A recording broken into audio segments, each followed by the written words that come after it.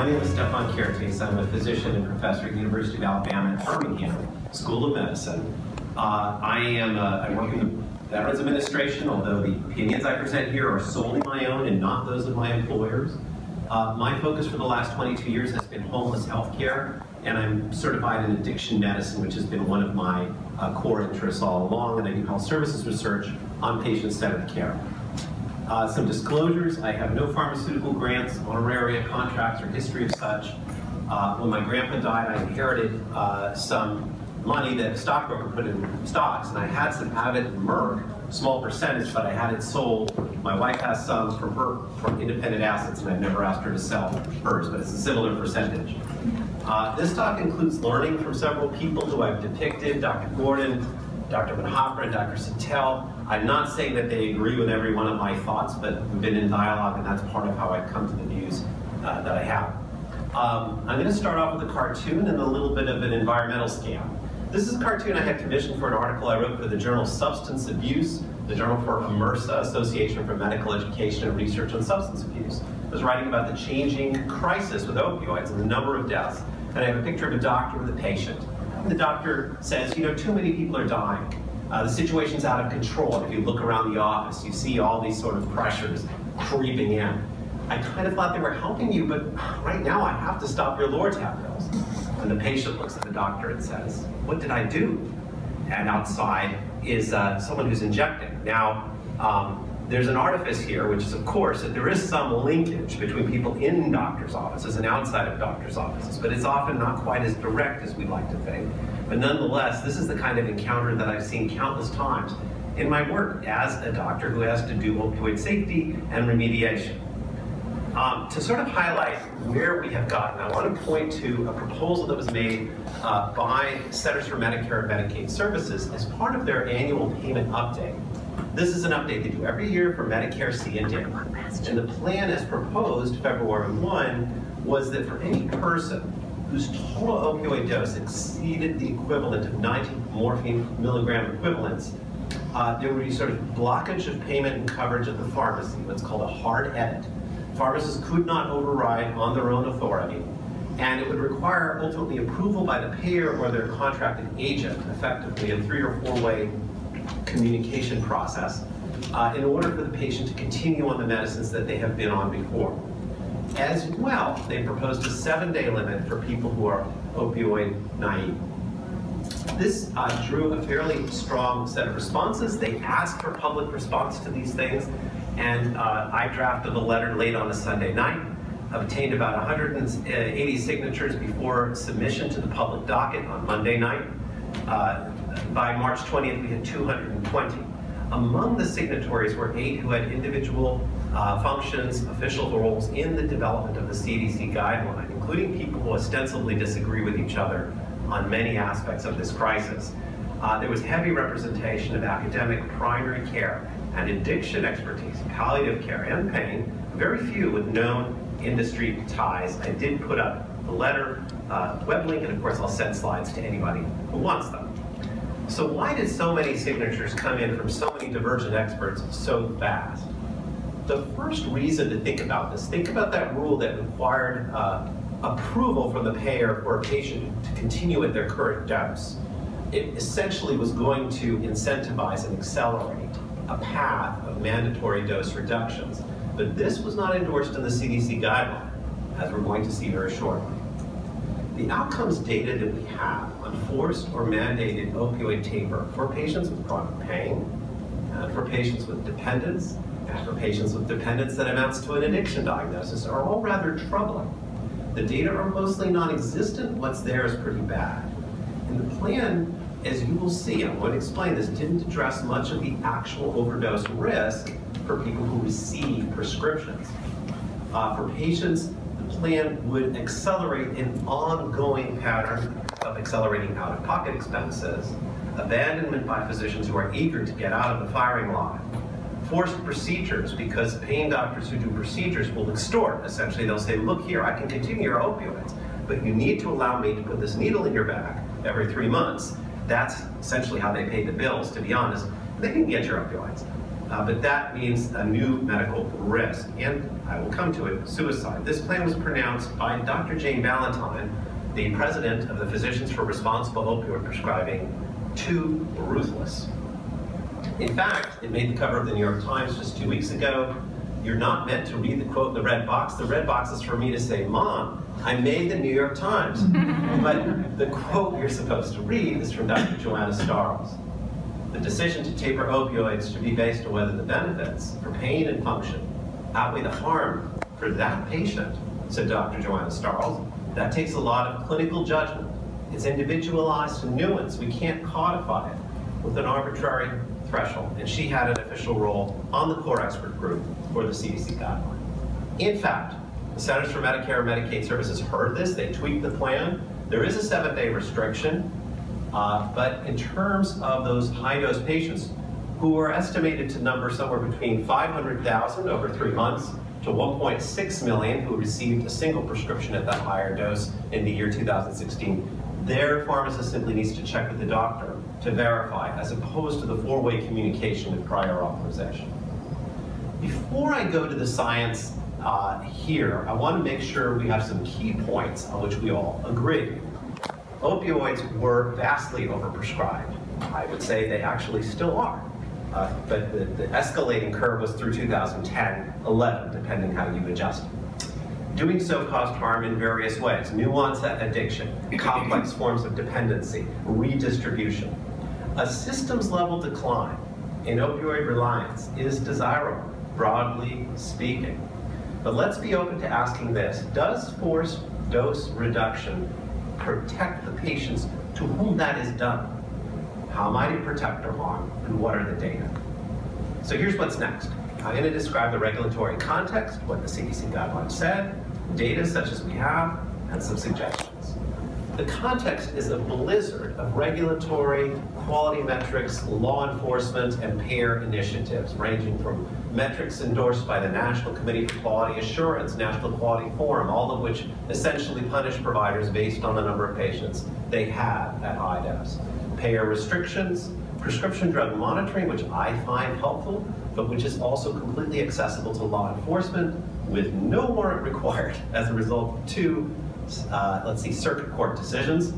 Pharmacies operate with something called red flags, where they basically identify patients who might be at risk. For instance, a young adult looking completely jangled, asking for, I don't know, Gabbies and Morphees, would be sort of an obvious red flag. But even a patient who's rejected by one pharmacy, simply traveling to the second pharmacy in some states is seen as a red flag for which the prescription should not be filled if they go to the second pharmacy. We are all under potential investigation. There are board rules. The FDA has a plan for new hoops. Obviously, pharmaceutical companies that have benefits plans want to get in on this to show that they are trying to contain their liabilities. And finally, you have state regulations summarized for the National Coalition on State Legislatures, but most of those state regs don't actually mandate dose reductions. Most of them currently focus on days restriction for opioid-naive patients, which I would say is less controversial. According to a friend of mine who's a pain pharmacist and just sort of deals with the business as part of his daily life, he works in Hackensack, New Jersey, about 50% of insurers impose what's called a hard edit, which means refusal to pay at 90 milligrams or more for chronic pain patients. And it becomes a disputatious process to decide if they're going to allow the coverage to go through. How fast do these prior authorizations take? It's possible to get a prior authorization approved. I spoke to a palliative care physician at Beth Israel Deaconess, where I trained years ago, and he pointed out that a lot of patients for his palliative care service have to pay out of pocket initially, and then 7 to 10 days later, the insurance does endorse. I mean, these are hospice patients typically, but he very often gets the approval after the patient is dead, which suggests it's not a very efficient process. Just as an example of a prior authorization rejection, this is names a physician from Humana, but it was sent out to a patient who just tweeted it out, basically describing that she asked for extended release in excess of 90 milligrams. Key lines: our decision to deny coverage for this medication is unchanged. Our decision does not reflect any view about the appropriateness of the medicine. Only you and your provider can make decisions about your care. But they go on and say, but your plan only covers 90 or less, so that's it. The outcome of this is out-of-pocket expenses. This is a real, carefully de-identified receipt from a person who is very well known to me, who needs 3, and is just a high-dose patient who requires 3 fentanyl patches. We could have a long debate about, was the initial dose escalation justifiable? The point is dependent at this point, and is paying out of pocket while not paying, various bills because she lives on federal disability. By the way, I know she stores her meds in a bank safe deposit box and only gets a few days at a time so that they can't be stolen. So what's happening here, in part, is, again, we're still in the environmental scan aspect of this talk. Insurers, among many other actors, want to show that they are doing something. And a great example of doing something is when they can announce progress. And this is easily achievable progress. This is an announcement from Cigna about a 25% reduction in opioid use. Look at the unit of reduction that they sought to achieve. It is the volume of opioids being prescribed based on morphine milligram equivalent doses. Many, if not most, talks describing our run-up and our need to go down look at milligrams total. There is a challenge built into describing your goals and your objectives in terms of milligrams. And it has to do with who you target. Anybody remember the old saw that the top 10% of utilizers consume, whatever, 70 or 60% of the resources? So here's an article from the Annals of Internal Medicine. And basically they chart out the distribution of prescription opioid use in milligram morphine equivalents. And what they show is that the top 10%, which is the little line with the circles, consume about 70%. Now let's see, the little line, I think it's reversed. 70% of total opioid use is concentrated in the top 5% of people, and 55% is concentrated in the top 10%. The most efficient path to reducing your milligrams, I'm trying to say, is to focus on high-dose recipients. Okay, so what's going to happen to them? I'm going to focus on what the CDC guidelines said and what the data are and my suggestions. Shortest summary ever on the CDC guideline: try to avoid starting opioids if possible. Evaluate the risks and benefits when starting. Go for the lowest effective dose. If one is escalating dose, really be cautious when considering going above 50 and 90. But the most misunderstood recommendation of the CDC is its 7th recommendation, which says for patients already on opioids, evaluate the harm and the benefit to those individuals before deciding what to do with no dose target. This contradicts all of the policies, almost, that I just showed you. The evidence quality for these recommendations is generally low. That's why it's called a guideline. Okay, what data support dose restriction in patients who are in chronic pain?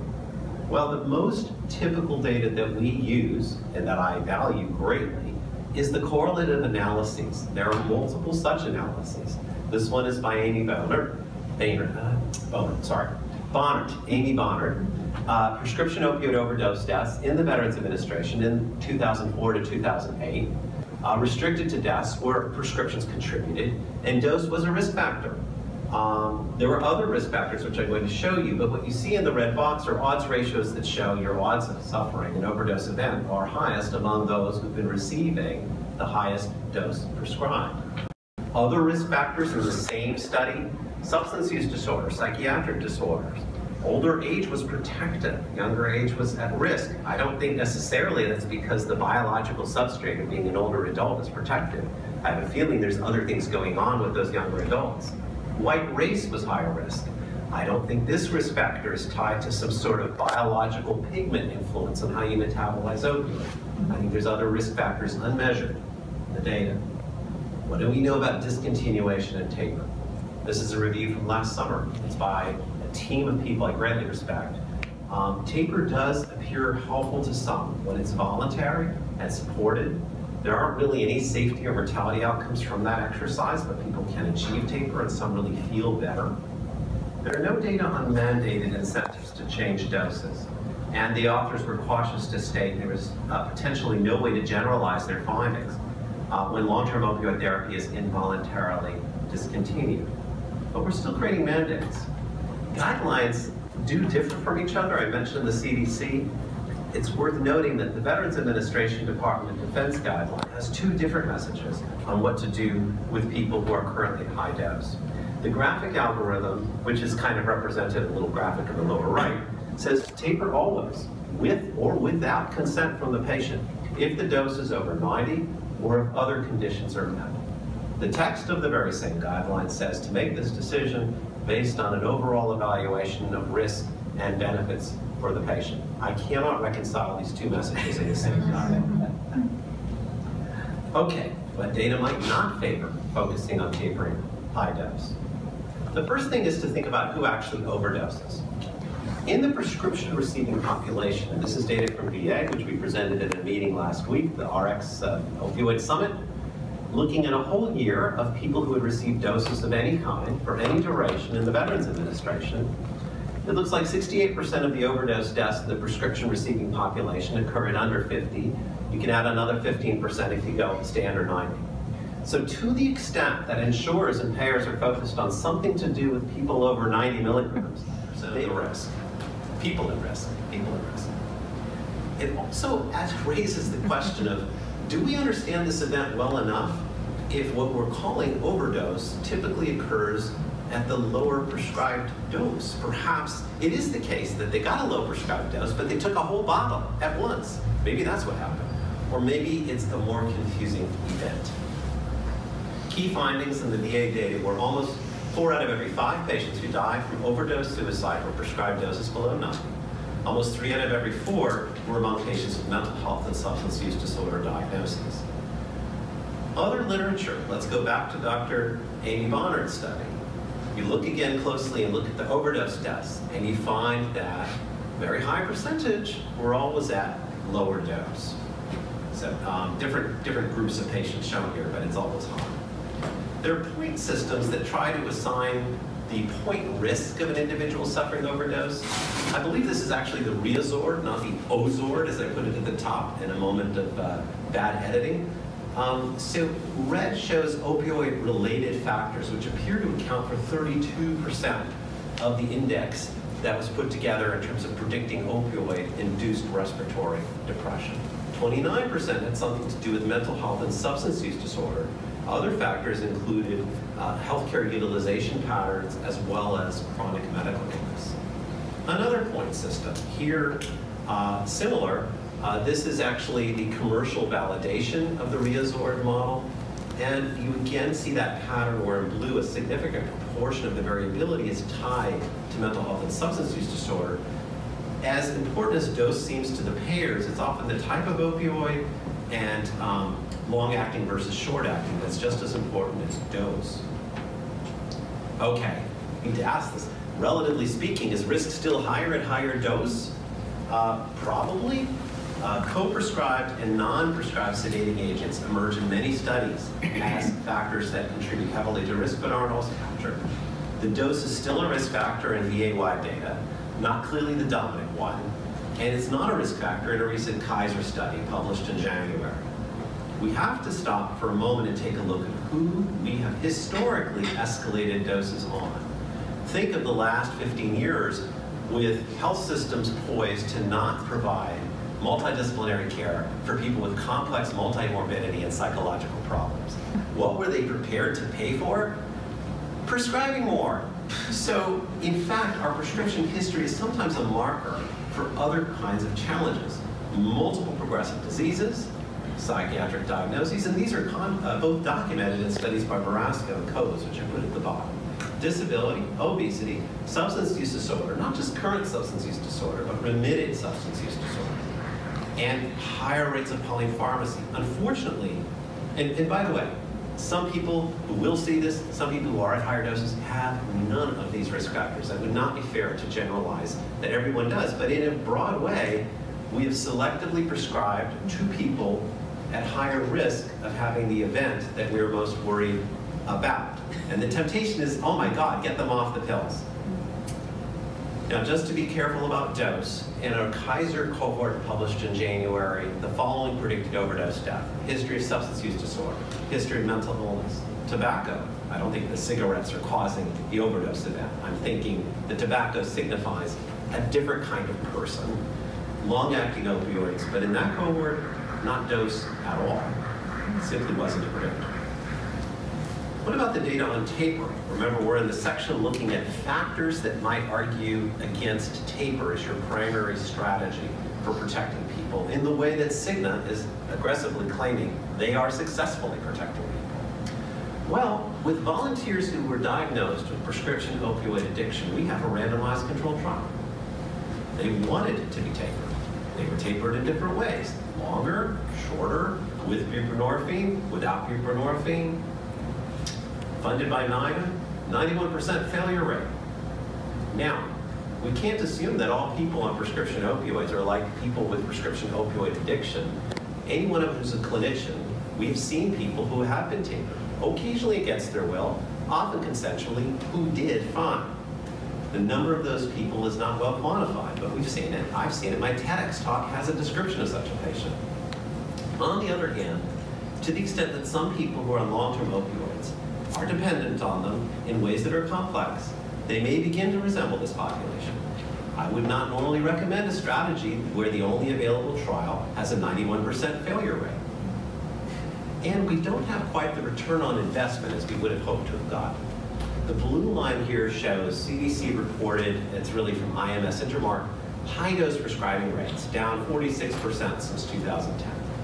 The dotted yellow line is a tabulation of those deaths with overdose reported to the National Vital Statistics System, where there was a prescription-type opioid potentially prescribed, and no heroin, no fentanyl, no methadone. So, not saying they all got a prescription. I'm saying they had a death where the only opioid found was the kind that's commonly prescribed. It looks like the numbers kind of stayed between 9,500 and 10,300. There was a little bit of a jog down, and this has kind of been constant. So despite all this reduction in high-dose prescribing, we have not yet seen the return on investment we might have wanted to see. During the past 2 years, there's been a bit of a challenge in terms of the public media noticing something.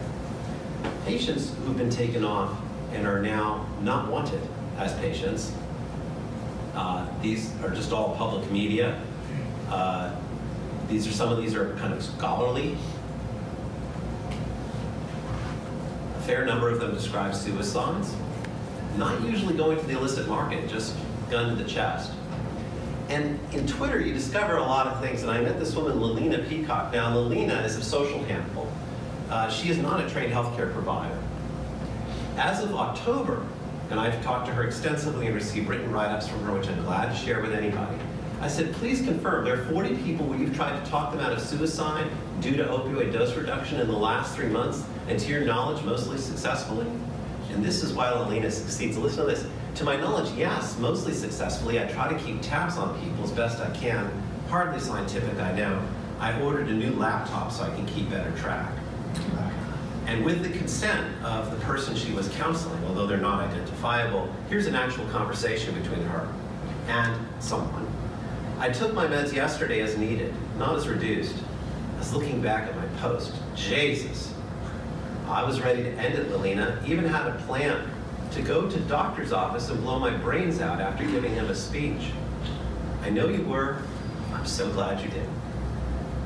That's not a person who's a trained healthcare provider, which is probably more effective than most of us who are trained healthcare providers.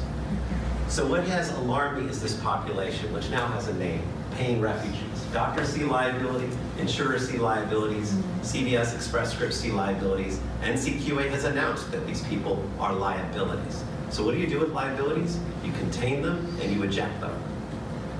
So I'm going to close with a little bit of ethics and a policy recommendation.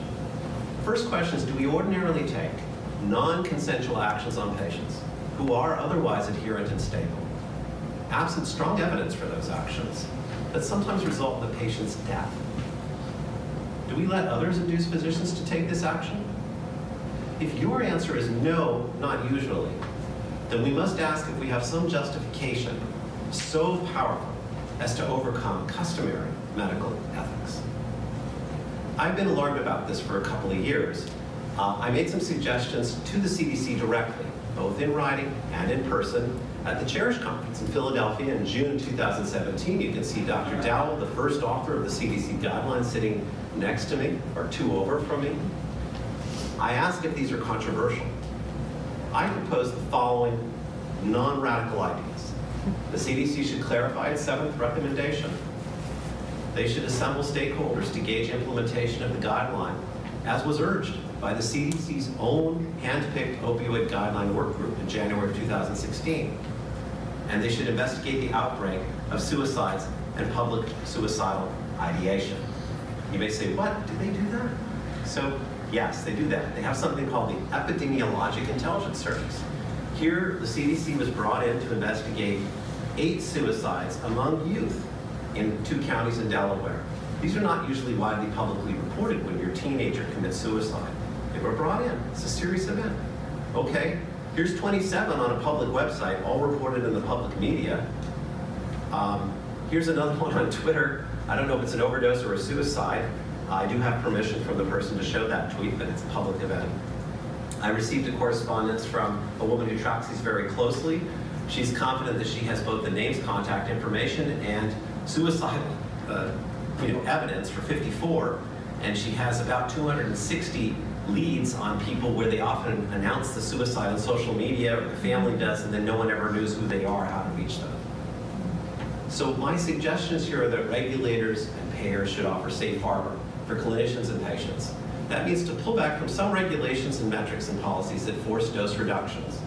Why? As I said, it wasn't endorsed by the guideline, the outcomes data aren't good, they don't address most of the overdose risk in the prescription receiving population anyway, and there are these unintended consequences. Final slide. If my talk has raised a concern for you, please ask yourselves the following questions. Might we be harming some very disabled people? How comfortable should we be with policies that leap ahead of the data? If harm is happening, why would a public agency not be willing to investigate despite being asked directly? Remember what I said about the investigation of the suicides. I wrote it, I said, is there something about the lives of people who've received long-term opioids for pain that makes their lives and deaths not worth measuring or investigating when they happen?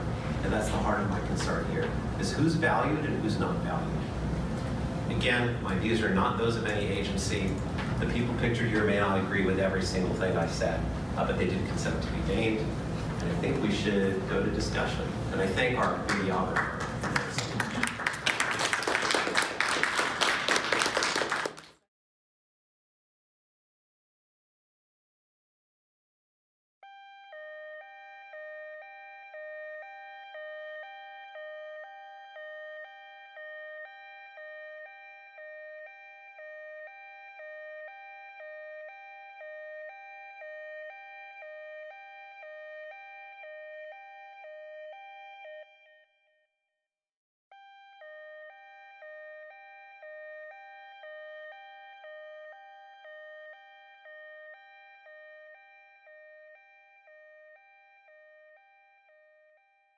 I interviewed the wife.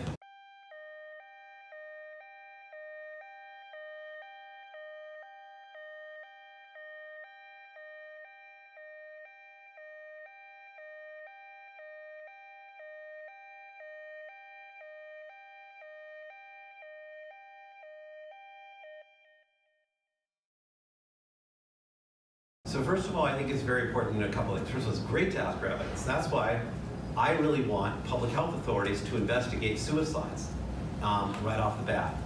That's the most important thing, is when you initiate policy that's not supported by evidence, the very least you should do is set up a structure to collect the data concerning the outcomes of what you do. It's bizarre to not collect the data.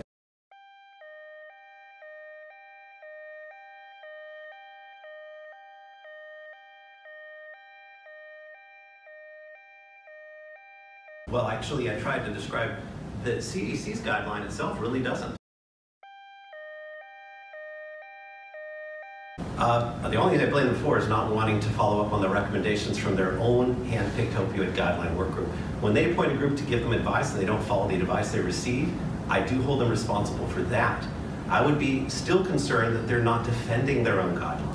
Those are both simple. However, the policies that I named are actually more complex. They're not set by the CDC. They involve the quality metrics that punish physicians and healthcare providers based on the number of patients at a given dose. They involve payer refusals.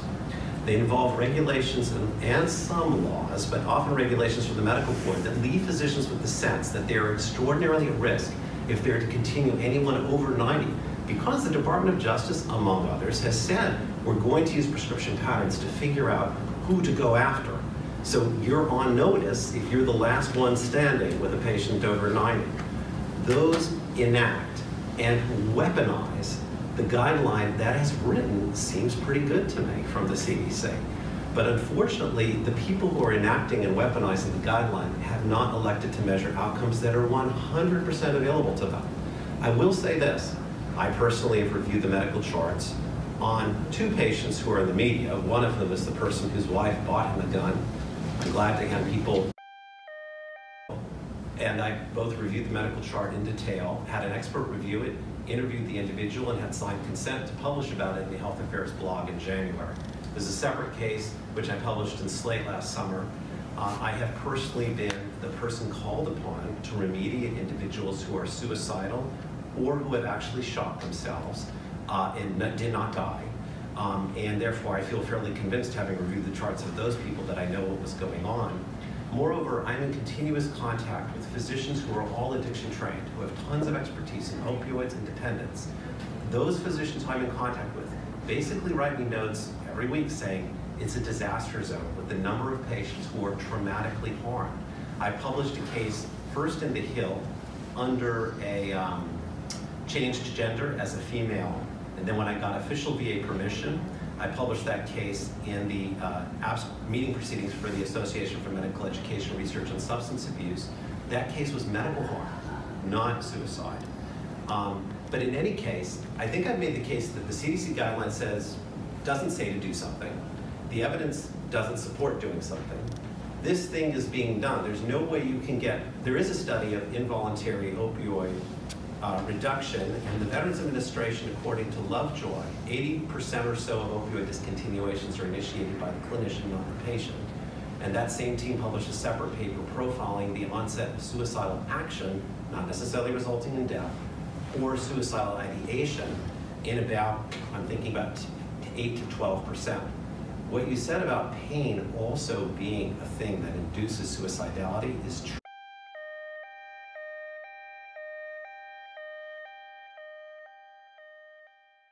You have 3 things that are all potentially simultaneously associated with harm. Pain itself, opioid dependence, the dependence itself, and the event, however we wish to interpret it clinically, as a resurgent pain or untreated opioid dependence in patients who are having opioids taken away. I would point out, you heard from Bruce, if someone is diagnosed with opioid use disorder, there's no one here saying that forced tapers are the way to go. People who have long-term pain or in high doses of opioids, the form that their dependence takes can be very benign, it can be rather unbenign, and it can qualify as full-fledged addiction. To assert that all those people should also be subject to the very thing that we would never countenance for someone with diagnosed addiction seems to me quite bizarre, when there's only a trial with a 91% failure rate to suggest it might be dangerous. So I take your point that we should document and study, and I'm on 2 teams trying to document, through health systems records, events that happen after opioid discontinuation. So I spend hours every week in discussion trying to pull the data together. That's what we should do. But the people who have much larger resources to investigate outbreaks of things of concern could do that, and they're not doing it. And I don't know, can you defend not investigating?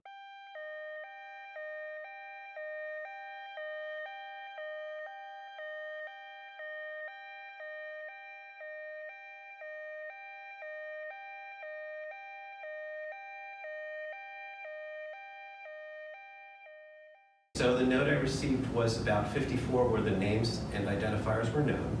I personally witnessed. The physicians that I work with have witnessed. And I've personally reviewed cases. And the question I would have for you is, at what point does something go from being, it almost seems like a little bit of a double standard here. It's not an outbreak until you have large databases to show it.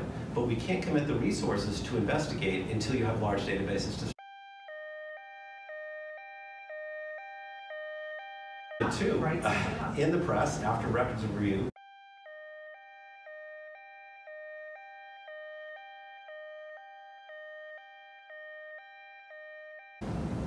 I would say you've misconstrued if you thought I wanted to minimize the harms from opioids. That's a misapprehension of what I was trying to say. There are significant harms that I tried to say up front about the nature of prescribing opioids. If you can avoid them, please do. There are many, many harms associated with them, although there are some people where they naturally are the thing that has to be used. But my goal here really was not to suggest that there was not a massive amount of harm occurring as a result of both prescriptions and illicit opioids ongoing for the last 15 years. If anybody heard that, they missed my message. That was not what I was trying to say. What I am saying is there's a separate population or a related population that is traumatized now. I wouldn't have spent 2 years working on this day and night unless I was quite convinced and had many others who are all addiction trained who are working with me who feel this is a serious issue. Yes? I think what was most convincing to me was the slide that you had where, 80-something% of overdoses are in people under 90 milliequivalents a day, which I think, if we're going to look at this from a public health point of view, why are we up here talking about this 17% instead of looking at what's going on where we can actually impact it? Edgewise. Well, but the thing is, I was going to ask you about this. There are many more people on the lower doses, so the denominator is much larger. Absolutely. So the thing is the risk increased for people on higher doses? And I think it still is. I think it is. It is. It is. But not in the Kaiser data. Right. Yeah.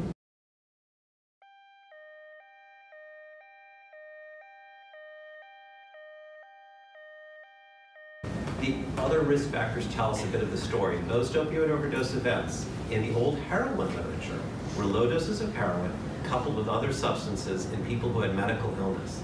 Most overdose events in today's prescription opioid population still involve multiple substances in people who are having essentially a moment of chaos. Most overdose events, even with heroin and fentanyl, when I've looked at reports from Pennsylvania, which has extraordinarily good detail on what were the substances found, most of them are polysubstance. So we have opioids as a key and dangerous contributor, but then there's all these other substances. It's chaos, which seems to be the common element.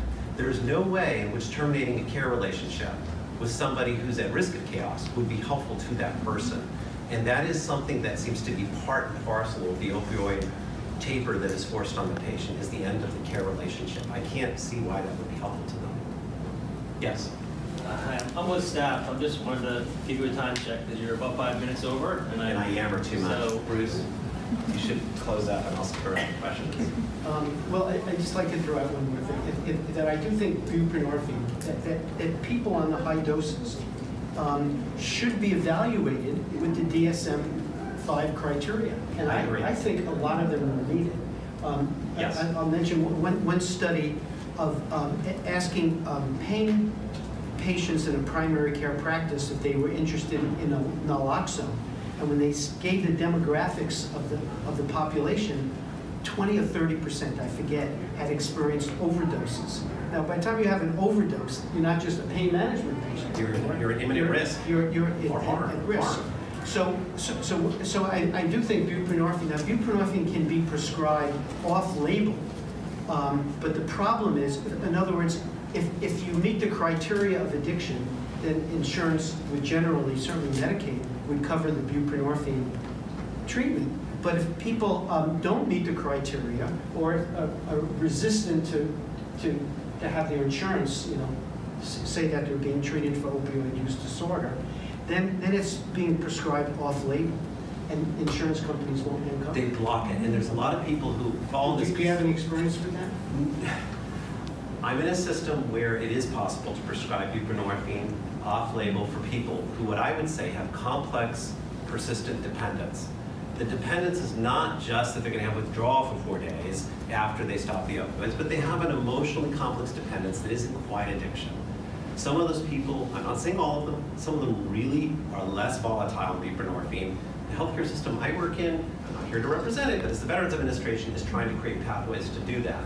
But otherwise, insurers routinely say, you must label your patient with an addiction diagnosis or we will not cover a medicine that is an opioid, but often results in a less volatile situation. Yeah. So that's just, so thank you, everyone. I'll stick around. And we'll certainly be happy to. And by the way, discuss thank with you all. for robustly challenging me. That's very, very important to do. It helps people learn. And whether they agree with me or with you in the end, that's actually not the crucial thing. The thing is that the exchange allows people to really process what's going on.